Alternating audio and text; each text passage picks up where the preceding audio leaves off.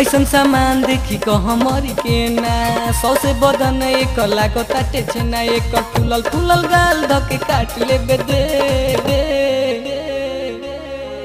इत लागे चमन परास तनी चाट ले दे इत लागे चमन परास तनी चाट ले दे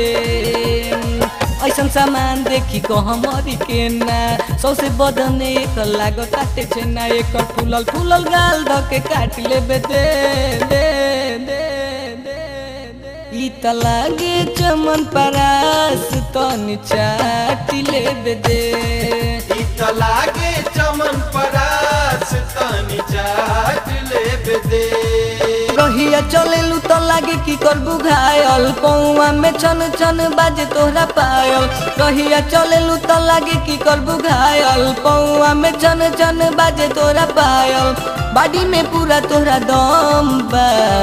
आई हो दादा आई हो दादा आई हो दादा ई का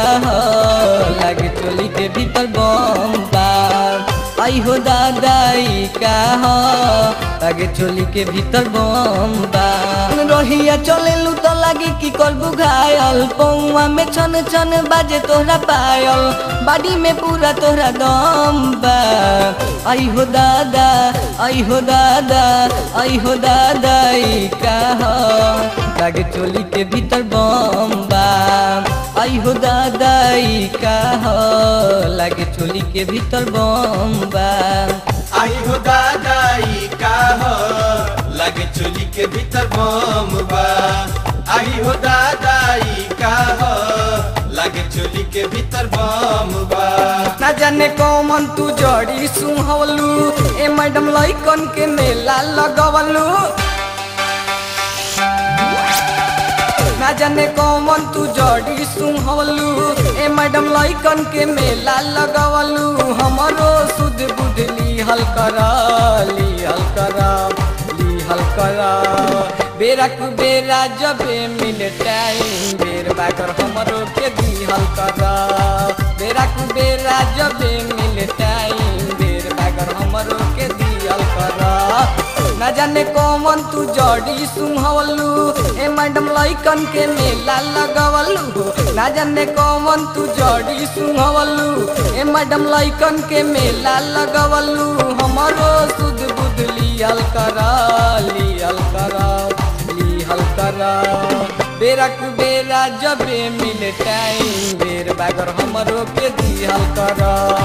बेरा कु बेरा जबे मिले टाइम बेर बागर हमरो के दी हल करा धर्म के आड़ में करम बिगड़ले धर्म के आड़ में करम बिगड़ले कलिजुग के रंग में रंगाइल बाड़न हो कि पाहुच पियते खानी पंडित जी धराइल बाड़न हो कि मुर्गा खाते खानी पंडित जी धराइल बाड़न हो धर्म के आड़ में करम बिगड़ले कलिजुग के रंग में रंगाइल बाड़न हो